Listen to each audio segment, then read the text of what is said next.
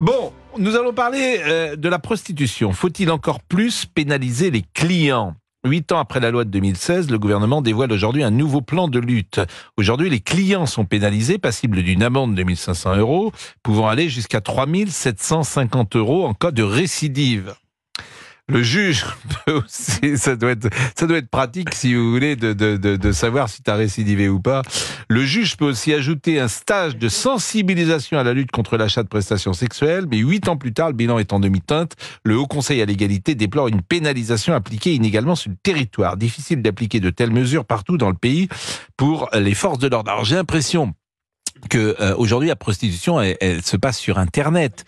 Quand je suis arrivé à Paris, quand je suis arrivé à Paris en 1987-86, il y avait, on va pas se raconter on allait dans des quartiers chauds pour voir, bien évidemment, par curiosité. Et effectivement, il y avait une rue célèbre dans Paris qui était la rue Saint-Denis où il y avait énormément de jeunes femmes qui vendaient leurs services. Mais elle n'existe plus ? Non, enfin, non, je crois pas. Quand j'ai longtemps que je suis pas passé rue Saint-Denis. On me dit ici dans le casque. Non, donc, je crois pas. Je crois qu'il y a plus de prostituées rue Saint-Denis. Il y avait, c'était une rue très célèbre. Et on voit ça dans des films, parfois des films anciens, des années 60, 70. On voit les filles qui sont sur le trottoir. Aujourd'hui, il me semble pas que ça existe. Si, ça perdure encore du côté de rue Saint-Denis, rue Blondel. Quand vous vous promenez le soir tard, il y a encore quelques filles qui sont là. Ah bon? Oui. Et vous pouvez y croiser Fabrice Lafitte. Ah non, moi j'y vais pareil pour accompagner les amis. Vous semblez pour connaître regarder. l'endroit. Vous avez cité une autre rue que je ne connais même pas. La rue Blondel, c'est une petite rue de l'autre côté. Mais c'est parce que j'ai des amis qui habitent par là. Bah, si vous avez des amis qui habitent rue Saint-Denis, c'est... Vous voulez dire ce sont devenus des amis? Voilà. Est-ce que vous comprenez pourquoi il arrive à 6h30 maintenant le matin? Bon, nous sommes avec Thierry Schaffhauser. Je ne sais pas si je le dis bien. Bonjour Thierry. Oui, bonjour. Vous êtes travailleur du sexe et membre du STRAS, le syndicat du travail sexuel en France. C'est-à-dire que je peux dire que vous êtes prostitué, Thierry? Alors moi je préfère travailleur du sexe, mais prostituée je ne vais pas m'offenser pour autant, puisque c'est un synonyme on va dire. Mais alors, pardonnez-moi de poser une question aussi naïve, mais comment on vous contacte? C'est-à-dire, je disais tout à l'heure que la prostitution se fait sur Internet aujourd'hui? Bah, en tout cas, dans la majorité des cas, c'est effectivement le cas. Pour ma part, c'est vrai. Je suis sur un site d'annonces où il y a un peu plus de 15 000 annonces. Donc voilà, pour me contacter. Alors soit directement par le chat offert par le site web, soit effectivement par téléphone. Et ça fait combien de temps que vous pratiquez je peux dire ce métier, Thierry? Je ne sais pas comment vous l'envisagez. Alors moi, effectivement, je le revendique comme un travail, oui. Et ça fait un peu plus de 20 ans. Donc je peux également connaître l'âge que vous avez, Thierry? J'ai 41 ans, donc j'ai commencé vers 20 ans. Bon, alors la question que nous avons, c'est faut-il encore plus pénaliser les clients? Quel est votre sentiment? Je pense que tous les travailleurs du sexe sont contre la pénalisation des clients pour une raison simple, c'est que c'est une attaque directe sur notre source de revenus.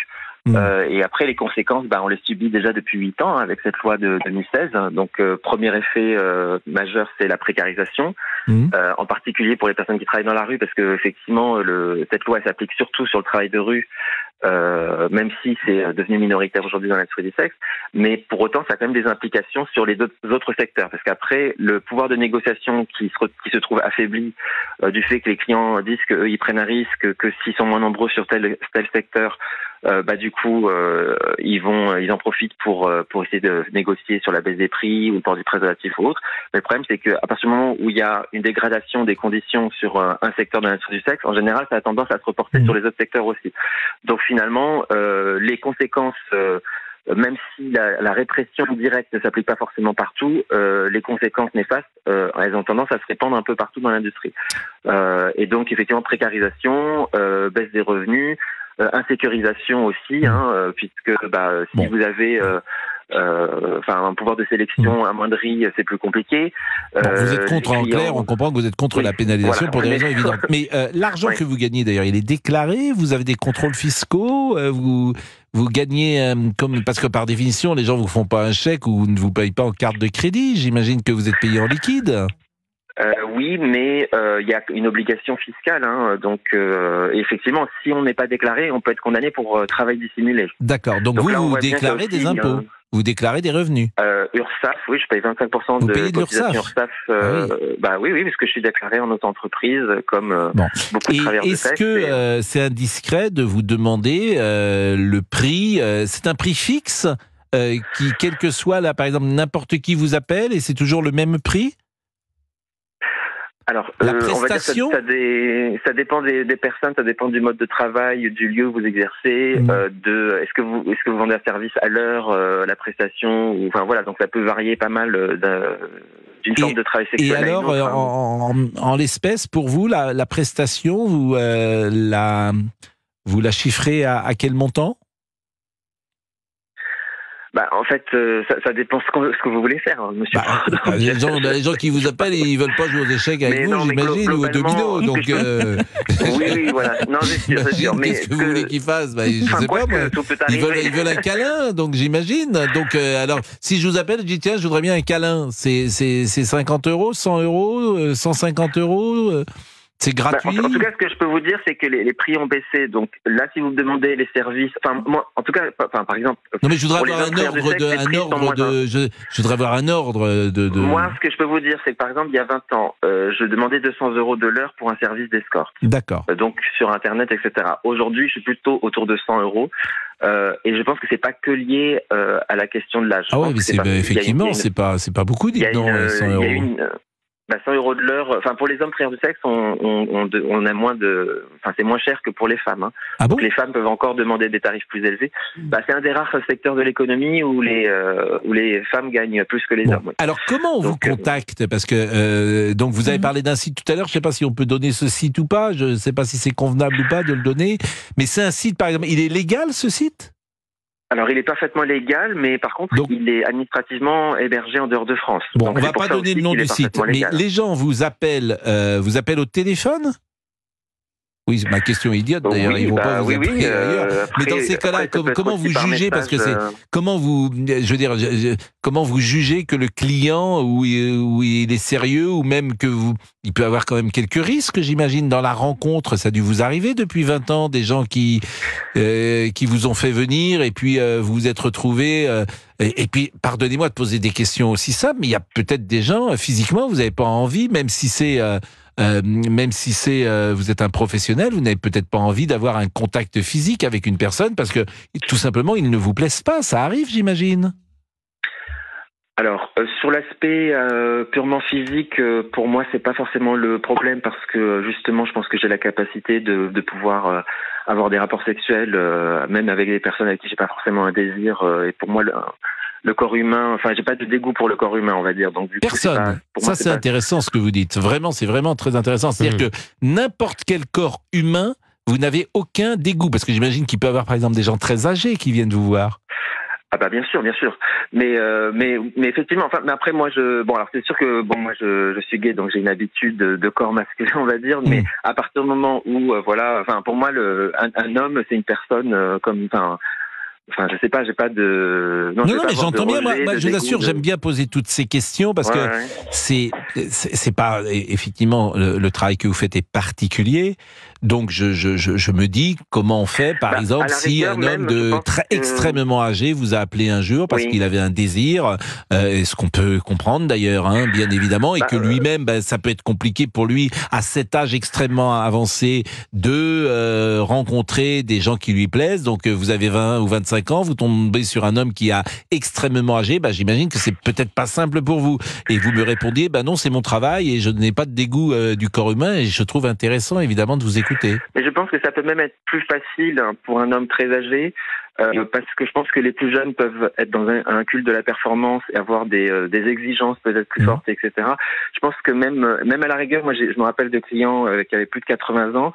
Je pense que c'est des expériences assez intéressantes parce que il y avait beaucoup de choses qui pouvaient être exprimées à travers la sexualité, qui pouvaient ressortir aussi de traumas passés. Je me rappelle d'un homme qui, j'étais à Londres à ce moment-là, qui avait un peu, dû réprimer sa sexualité pendant pratiquement toute sa vie, et avec qui on a un peu rejoué une scène de punition qu'il avait subie quand il était dans une école privée au Royaume-Uni, où il avait été cané parce qu'on l'avait surpris en train mettre la main sur le genou d'un autre garçon pendant la messe, etc. Donc on a reproduit un peu cette scène comme ça, un peu en scénario un peu BDSM soft, on va dire. Mais moi j'ai trouvé ça intéressant justement de quelqu'un qui tout d'un coup pouvait vivre une forme de sexualité qu'il avait réprimée toute sa vie. Bon, je vous interromps parce qu'on va marquer une pause, Thierry, mais c'est vrai qu'il y a presque un côté de médecin des âmes dans ce que vous dites là, et je trouve ça même très touchant, ce que vous dites. On va finir, comment dire, on va reprendre le fil de notre conversation juste après la pause, et je vous demanderai effectivement comment, lorsque quelqu'un appelle, est-ce qu'à la voix, vous devinez la personne qui est en face de vous, et si vous dites toujours oui ou si parfois vous dites non, que sais-je. Mais ça m'intéresse beaucoup, j'imagine, comme les auditeurs qui nous écoutent, parce que ce sont des témoignages assez forts, puisque c'est des vies qu'on connaît mal, disons-le.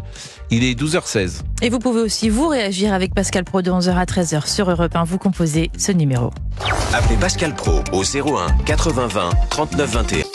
Europe 1. Pascal Praud et vous. De 11h à 13h sur Europe 1, et toujours avec Thierry au téléphone, Pascal. Nous sommes toujours avec Thierry, mais je crois que nous sommes également avec Antoine. Dans un petit instant. Petit instant. Donc Thierry, d'abord, vous êtes donc, je le rappelle, c'est pas illégal d'ailleurs, faut le préciser, d'être prostituée en France. Ce qui est en revanche illégal, c'est la clientèle, non, ceux qui consomment. ce qui est illégal, c'est d'être dans la rue et de racoler. Voilà, c'est le racolage qui est illégal. C'est bien ça. Alors non, le racolage n'est plus pénalisé depuis 2016. Ah, donc, par contre, il peut y avoir des arrêtés municipaux ou préfectoraux qui interdisent la présence dans l'espace public, notamment sur tout ce qui est stationnement camionnette. Donc ça dépend vraiment des communes en France ou du périmètre de l'arrêté, on va dire. Bon, c'est le plus vieux métier du monde, c'est ce qu'on dit souvent. Je vous propose d'écouter Ernestine Ronet, elle est responsable de l'Observatoire des violences envers les femmes de Saint-Denis. Elle était interrogée par Laurent Tessier, parce qu'il faut rappeler effectivement qu'il y a pénalisation des clients et que la prostitution n'est pas interdite, bien sûr, en France, mais ce que vous venez de dire, effectivement, permet de préciser les choses. Je pense qu'il faut appliquer la loi. Il y a une loi qui existe. Dans la loi, on dit qu'il faut responsabiliser les clients en les pénalisant, parce que la prostitution est une violence, particulièrement une violence faite aux femmes. Bien sûr, il y a aussi des hommes, et qui est une violence terrible, parce qu'il s'agit de viols en continu. Il s'agit donc de services sexuels tarifés, mais dans des conditions très souvent dramatiques, violentes. Donc, responsabiliser les clients, c'est leur faire penser à la dame avec laquelle ils sont. En principe, le plus souvent, c'est une dame, et qu'ils pensent qu'ils sont violents. Un acte sexuel, ça doit être consenti par les deux personnes, et il doit y avoir, bien sûr, du respect, etc. Ce qui n'est pas le cas de la prostitution. Ils achètent un service, et derrière, ils se permettent beaucoup de violence. Il y a très peu de clients qui sont pénalisés avec cette amende. Mais la question est surtout de l'appliquer. Souvent, beaucoup, pour que les clients de la prostitution se disent vraiment c'est interdit d'acheter un service sexuel. Alors nous sommes avec Antoine précisément, qui est un consommateur. Bonjour Antoine, votre voix est déformée. Bonjour, oui, exactement. Bonjour. Donc vous êtes vous-même client de prostituées? Oui, c'est ça. Il m'est arrivé, oui, plusieurs fois d'y aller, même assez régulièrement, on va dire. D'accord. Vous avez quel âge? J'ai 27 ans. 27 ans. Et quand vous dites régulièrement, je peux connaître la fréquence de passage ou d'appel de prostituées? Je pense que j'ai dû y aller, on va dire, sur les 3 dernières années, on va dire entre 10 fois, je pense, à peu près, ouais. Et vous avez des rapports sexuels en dehors des prostituées, avec une amie, plusieurs amis, plusieurs fiancés? Oui. Évidemment, j'avais à cette époque une copine, oui. Bon, et la prostitution est plutôt féminine. Les personnes que vous rencontrez sont des femmes, c'est pas des hommes. Oui, ouais, c'est ça, exactement. Comment vous fonctionniez, si j'ose dire, par Internet, ou vous alliez dans la rue? Plutôt sur Internet. Plutôt sur Internet, il y a des sites qui sont, je pense, interdits, mais il y a des sites sur lesquels on peut aller. Et, après, il suffit de contacter le numéro, et puis ensuite. Et de prendre rendez-vous. Ouais, c'est ça. Ensuite, on prend rendez-vous, on se déplace au lieu. Ou alors la personne peut venir chez nous. Mais... La personne peut se déplacer chez vous? Oui, mais évidemment, c'est un service à domicile, c'est Uber Eats. Si j'ose dire. Pardonnez-moi, j'espère que je ne choque personne, bien sûr, en disant ça. Je le dis au second degré. Là encore, je me méfie. Vous êtes parisien? Vous êtes oui, c'est ça. Je suis parisien. Ouais. Donc à Paris, on peut imaginer qu'il y a plus d'offres que dans certaines villes de province qui sont en train de nous écouter, où l'offre n'est peut-être pas la même qu'à Paris. Oui, c'est ça. Pour le coup, sur le site, on voit les villes et le nombre d'offres. Et pour le coup, je vous affirme qu'à Paris, il y a au moins une dizaine de fois plus d'offres. Ouais. Bon, pourquoi, alors ma question peut vous surprendre, mais vous aviez des amis, disiez-vous, vous aviez des relations sexuelles et vous étiez capable, vous êtes jeune en plus. Pourquoi allez-vous vers des prostituées? Quelques moments dans une vie, on peut des fois se sentir un peu seul. Qu'on ait une amie ou pas et tard pendant la nuit se dire pourquoi je n'irai pas, parce que ce soir je n'ai pas eu de rapport sexuel ou autre et voilà, ça vient. Donc ça répondait à une demande de tendresse. Ouais, on va plutôt dire une demande de tendresse. C'est ce que vous dites en tout cas, c'était pas purement sexuel, vous me dites. Ça l'est aussi, ça l'est même fortement d'ailleurs. Mais est-ce que vous trouvez que dans ce rapport, il existait, j'allais dire, un lien peut-être je ne sais pas si le mot séduction existe, mais en tout cas un lien qui se crée curieusement, même si vous payez une jeune femme? Est-ce que vous avez eu le sentiment qu'il y avait un lien qui pouvait exister entre vous? Ou est-ce que ce n'était que mécanique? Non, pour être honnête, c'était vraiment bien plus mécanique. Ouais. En tout cas, il n'y a pas de temps à la discussion, c'est vraiment juste pour combler un besoin, on va dire, primaire. Est-ce que vous le disiez à votre entourage? Oui, j'ai des amis, j'ai un entourage qui est plutôt à l'écoute là-dessus. J'ai la chance d'avoir une famille dont mes parents à qui je raconte tout, donc qui sont au courant. À vos parents, vous racontez ça? Vous racontez à vos parents que vous allez aux prostituées? Ah oui, effectivement, mais on n'a pas les mêmes parents. Ça, c'est étrange quand même. Mais enfin, bon, chacun fait ce qu'il veut, bien évidemment. Mais si tant est que ça me soit arrivé, si ça m'était arrivé dans la vie, je ne sais pas si j'aurais eu le courage de le dire à vos parents. Non, c'est pas une question de courage d'ailleurs, mais bon. Non, mais c'est intéressant. Et alors, qu'est-ce qu'ils vous disent, vos parents, pourquoi vous leur disiez d'ailleurs? Parce que je suis assez ouvert avec eux et qu'on se raconte tout. C'est plus. Et par exemple, votre père vous a peut-être dit, tiens, moi aussi, quand j'étais jeune, ça m'est arrivé. Alors, je vous avoue que sur le sujet, il ne s'est jamais prononcé. Donc, je peux pas vous dire s'il fait partie de cette équipe. Je pense qu'il ne faut pas parler de sa sexualité à ses enfants et réciproquement. Je trouve que c'est pas mal finalement. Bon, et alors le prix nous intéresse. Tout à l'heure, Thierry disait que lui, lorsqu'il a une relation avec un homme, j'ai compris que c'était de l'ordre de 100 €. Vous-même, lorsque vous avez eu une relation ces derniers temps avec une jeune fille que vous avez ou une moins jeune fille d'ailleurs sur Internet, quel tarif vous avez changé? Non, on est à peu près sur des tarifs similaires, 100 voire 150 €. À domicile, du coup, on est plus proche des 300 quand même. Donc quand on se déplace, quand la jeune femme vient chez vous, c'est 300 €. Ouais. Mais vous, ça vous est 300 € et il fallait payer le taxi. Mais par exemple, vous habitez dans Paris, vous avez un appartement, j'imagine, mais vous habitez seul aujourd'hui ou vous habitez vous êtes bon. Et ça vous est arrivé de recevoir une jeune femme chez vous? Oui, ça m'est arrivé une fois. Et dans ces cas-là, donc la jeune femme, elle se déplace, elle vient, elle vous fait confiance et ça se passe comme ça. Ouais, c'est ça, exactement. Écoutez, c'est passionnant comme témoignage, hein, vraiment. Merci beaucoup, Antoine. Merci beaucoup. Et vous n'avez jamais éprouvé de culpabilité. On entendait Ernestine tout à l'heure, René, qui dit c'est très violent c'est très violent parce que la jeune femme, vous lui imposez un rapport qu'elle n'aimerait peut-être pas avoir. C'est uniquement pour l'argent. C'est très violent. Est-ce que vous culpabilisez? Est-ce que vous avez une culpabilité morale au fond? Moi, j'ai on va dire une sorte de culpabilité morale, une culpabilité aussi financière quelquefois, parce que ça reste quand même 100 €, ça reste un coût. Ouais. Mais par contre, pour le coup, ce qui est sûr, c'est que de mon côté, moi, de tout ce que j'ai vécu, j'ai d'autres amis qui sont déjà allés.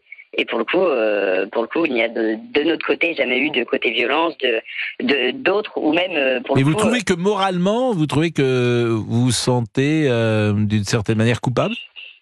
Vous me direz après la pause, il est 12h28. Là, je vois que notre ami Fabrice Lafitte me fait des grands signes. C'est ma fort. Non, mais nos témoignages sont intéressants parce que c'est vraiment des témoignages très particuliers, forcément. Donc moi, j'écoute avec beaucoup d'intérêt. J'espère que les auditeurs aussi. À tout de suite. Vous écoutez Pascal Praud de 11h à 13h. Bon début d'après-midi sur Europe 1. Europe 1, Pascal Praud. Et toujours avec Antoine au téléphone, Pascal. Voilà, on va terminer avec Antoine. Le remercier grandement pour sa sincérité et sa franchise. Vous souhaitez arrêter, si j'ai bien compris, la fréquentation des prostituées, Antoine? Non, pour le coup, diminuer, mais arrêter, je peux pas le promettre pour l'instant. La dernière fois que vous avez rencontré une prostituée, c'était quand? C'était, je dirais, il y a moins d'un mois. Il y a moins d'un mois. Mais en ce moment, vous avez une fiancée? Vous avez une petite amie? Non, en ce moment, je suis célibataire. Bon. Écoutez, merci de ce témoignage, parce que c'est toujours intéressant d'écouter les uns et les autres. Et puis, Thierry a été avec nous depuis tout à l'heure. Thierry, vous êtes exclusivement escorte pour les hommes, ou si une femme vous contacte, vous pouvez être escorte pour une femme, Thierry Schaffhauser, qui se définit comme travailleur du sexe et membre du STRAS, le syndicat du travail sexuel en France. Alors, c'est une bonne question. Ça m'est arrivé quelques fois que des femmes me contactent, mais j'ai eu un peu une conversation avec elles et je pense qu'on est tombé d'accord sur le fait que, à mon avis, ce serait pas forcément terrible pour elles, vu que j'ai jamais couché avec une femme de ma vie, donc je pense pas que ce serait très bon dans ce genre de service. Donc, vous n'avez jamais couché? Oui, mais vous me disiez ça. Alors, vous voyez, c'est paradoxal. Vous me disiez que le corps humain, tout à l'heure, tous les corps humains sont possibles. Et effectivement, vous avez aujourd'hui 40 ans et quelqu'un, et pardonnez-moi, ça peut être étonnant, de 85, 90 ans vous appelle et il y a presque chez vous, dans votre discours, une sorte de médecine des âmes, puisque vous dites, voilà, je vais l'accompagner, pourquoi pas, je vais avoir du désir, pourquoi pas pour lui. Et une jeune femme, en revanche, vous laisserait sans aucun désir. Mais en fait, je peux avoir aucun désir pour un client non plus. Et du coup, pour moi, la question, c'est pas tant la question du désir, c'est plutôt la question de la connaissance. Vous, techniquement, mécaniquement, faut quand même, pour un garçon, c'est pas tout à fait la même chose que pour une femme. Peut-être que Thierry a peur de mal faire avec une femme, parce qu'il ne connaît pas du coup le corps d'une femme. Je connais rien à la sexualité des femmes, alors que la sexualité des hommes, c'est très simple pour moi, on va dire. Donc, après, avoir une érection ou pas, effectivement, ça peut être un enjeu, mais ça, c'est un travail d'excitation aussi, sur soi-même et sur la capacité de produire du désir sur soi-même, etc. Avec une femme, est-ce que j'en serais capable ou pas? J'en sais rien. Mais pour moi, la question, c'était plus le fait que je ne connais rien à la sexualité des femmes, et du coup, je sais pas. Enfin, après, il y a une question d'habitude aussi. Donc, même si, c'est pas mon orientation sexuelle, effectivement, il y a des hétéros qui ont des clients hommes, il y a des lesbiennes qui ont des clients hommes, donc ça, en soi, c'est possible. Écoutez, si vous souhaitez quelques cours sur la sexualité des femmes, Monsieur Olivier Guénec se propose avec Monsieur Florian Carassou-Maillan de vous donner quelques cours, quelques indications peut-être. Avec grand plaisir. Parce qu'ils sont jeunes, ils sont dans la ville le soir et ils ont pour le moment ils en sont. Et on simplement... est des grands séducteurs, il faut le dire quand même. Oui, ça, quand vous allez à Dubaï, vous embrassez les filles sur la joue. Non, arrêtez, ça c'est pas vrai. Elles ont porté plainte. Non, retirez. Non, retirez, Pascal, retirez. Je retire. Voilà, je retire. Bon, merci. Je vais vous remercier beaucoup, si j'ose dire, Thierry. Et, par exemple, aujourd'hui, vous avez un rendez-vous de prévu? Non, mais ça pourrait arriver parce qu'on est encore qu'en début de journée et en général c'est plutôt le soir que ça se passe, donc voilà. Mais sinon, si je pouvais juste réagir au propos de Madame René pour dire que c'est pas elle de décider de notre consentement, de notre capacité à consentir ou non, et que là il y a des violeurs qui sont jamais arrêtés. Je pense à Hélène Diano, Bois de Boulogne, qui a violé plus d'une centaine de personnes. Il a fallu plus de 3-4 ans à l'arrêter. Ça prend peut-être que 5 minutes pour verbaliser un client, mais nous on préférait qu'on arrête nos violeurs plutôt qu'on arrête nos clients avec qui on a des rapports entre adultes consentants. Je vous remercie grandement, Thierry. Je vous remercie grandement. C'est un sujet évidemment qui fait réagir, comme souvent lorsqu'on parle de ces sujets-là. Peut-être sommes-nous avec Nadine qui habite la Normandie. Bonjour Nadine. Oui, bonjour Pascal, vous allez bien? Et vous, malgré ce sale temps? Écoutez, oui. Alors ça c'est vrai que là où vous avez raison, c'est que c'est un printemps qui n'est pas... je me souviens par exemple en 2020, On a tous un repère, c'était le Covid. Il avait fait un mois d'avril somptueux. Oui. Vous étiez où d'ailleurs pendant le Covid? Vous travailliez, vous, Géraldine? Non, j'étais au chômage à l'époque. Donc vous étiez chez vous, voilà, vous ne pouviez pas sortir? Non, je ne pouvais pas sortir. Ouais, parce que nous, évidemment, journalistes, le Covid, on a travaillé tous les jours. Et là, le mois qu'on vient de vivre, le mois de mars et avril, n'ont pas été formidables. Bon, pourquoi vous vouliez intervenir sur ce sujet, Nadine? Eh bien, écoutez, oui, moi, ce qui me choque beaucoup, c'est quand on parle de verbaliser les clients. On va verbaliser les clients, mais on ne verbalise pas les clients qui vont acheter de la drogue, par exemple. Vous voyez? Si, on les verbalise d'ailleurs, les clients. C'est interdit d'acheter de la drogue. Oui. Mais pareil, vous savez, les gens, c'est de la même manière, les gens qui vont voir des prostituées, c'est quand même très très difficile de les verbaliser. Oui, ce sont des effets d'annonce, peu importe. Et comme disait ma mère, des femmes pour qui j'ai beaucoup de respect, parce qu'au moins elles affichent ouvertement, ma mère disait toujours, elles sont là pour soulager l'humanité souffrante. Vous avez des hommes, ils sont, voilà, c'est des clients, il n'y a pas d'autre choix que d'aller voir une prostituée, voilà. Par contre, où il faudrait peut-être intervenir, je crois que j'ai vu un reportage il n'y a pas très longtemps à la télé sur Marseille, c'est-à-dire ces pauvres filles à qui on fait croire qu'elles vont avoir une vie de rêve et qu'on fait venir pour la prostitution avec la maltraitance qui s'y rattache. Voilà. Là, par contre, c'est là qu'il faut intervenir. Mais je veux dire, en kikinant un client qui va voir une prostituée, voilà, peut-être que s'il n'y avait pas de prostituée, il pourrait pas avoir une vie sexuelle normale, entre guillemets. Écoutez, c'est des sujets qui clivent, bien évidemment, parce que quand on dit c'est le plus vieux métier du monde, c'est pas un hasard. C'est où il y a des raisons. Bien sûr que depuis que le monde est monde, il faut imaginer que ça existe. Il faut imaginer, hélas ou pas, moi je veux pas avoir de jugement moral là-dessus, que ça existe. C'est quelque chose qui a toujours existé, bien sûr. Et puis j'imagine qu'il y a des jeunes femmes, qui font ça aussi pour de l'argent et qui ne vivent, par choix. Voilà, et puis la prostitution, j'imagine, c'est tellement large entre effectivement les esclaves sexuels dont vous parlez, puis il y a peut-être des endroits où des jeunes femmes font ça d'une manière différente. Donc, en fait, c'est un domaine honnêtement qu'on connaît assez peu. Voilà, et puis qu'on connaît assez peu, forcément. Donc, et puis attendez, il faut arrêter cette hypocrisie. Je veux dire, comme disait tout à l'heure un de vos intervenants, il donne 25% d'impôts, voilà. Donc si je veux aller plus loin, je vais lancer ça comme une boutade, le premier proxénète, c'est l'État. Oui, alors ça c'est pas exactement la même chose. Donc c'est pas la même chose. On peut pas d'un côté punir, pénaliser, et d'un autre côté, vous voyez. Non, mais c'est pas la même chose. Vous savez bien, on paye tous des impôts pour le bien commun. Et après, est-ce que notre argent est bien utilisé? Manifestement, vous pensez que non en disant cela. Mais c'est le vivre ensemble. Bon, merci en tout cas grandement, Nadine. Il fait pas très beau en Normandie. Vous habitez où en Normandie? J'habite entre Bernay et Lisieux. Bernay. Et en fait, on a Bernay-Lisieux. Bien sûr, moi je connais bien Bernay. Mais attendez, je connais bien Bernay. Ah, vous connaissez Bernay? Mais oui, parce que le train de Gare Saint-Lazare s'arrêtait à Bernay. Ma fille, elle allait dans un lycée sport-études d'équitation, donc qui était à quelques kilomètres de Bernay. Donc elle prenait le train Gare Saint-Lazare. Parfois je l'emmenais, et puis parfois elle prenait le train Gare Saint-Lazare. Oui, de temps en temps, quand je veux faire un petit saut à Paris, je prends le train Bernay pour la Gare Saint-Lazare. Et puis Saint-Lisieux, c'est joli. Sainte-Thérèse de Lisieux. Ah oui. Merci beaucoup. Il fait pas très beau? Voilà. Non, il fait un temps, un pur temps normand. Oui, il fait un temps, il fait pas beau en ce moment. Mais je crois que nous l'avons dit déjà en début de conversation. 12h40. Oui, c'est un bon moment de radio, là. Je crois que nous l'avons dit.